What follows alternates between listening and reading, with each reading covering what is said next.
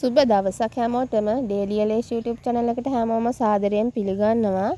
අද මම අරන් ආවේ බබාලට හරිම විදිහට පැලමුන් හදලා දෙන්නේ කොහොමද කියලා. එහෙනම් බලමු මම මේ පැලමුන් ටික කොහොමද හදාගත්තේ කියලා.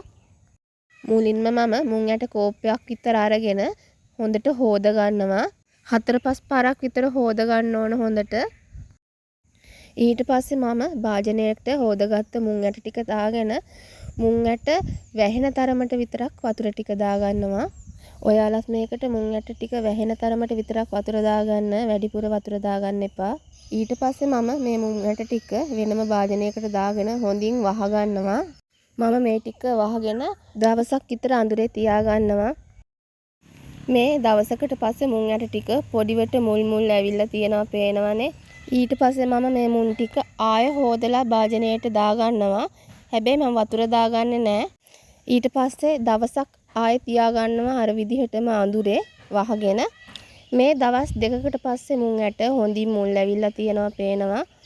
තව මුල් ඇදෙන්න ඕන නම් ඔයාලට දවස් ගාන වැඩි කරගන්න පුළුවන්. තව දවස් 2-3ක් තියාගෙන ඔයාට මේක එළියට ගන්න පුළුවන්. මේ විදිහට තමයි මගේ බබාට මම පැලමුන් ටික හදාගත්තේ. පැලමුන් කියන්නේ බබාගේ ප්‍රෝටීන වඩවන ආහාරයක් වගේම මොළයේ වර්ධනයට බලපාන ප්‍රධාන ධාන්‍ය වර්ගයක්. පොඩ්ඩන්ට විතරක් නෙවෙයි වැඩිහිටියගෙත් ඇඟ නිවන හොඳ ධාන්‍ය වර්ගයක් පැලමුන් කියන්නේ.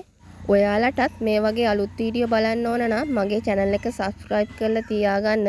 තව කෙනෙක්ට බලන්න share කරන්න අමතක කරන්න එපා. ගිහින් එන්න සුබ දවසක් හැමෝටම.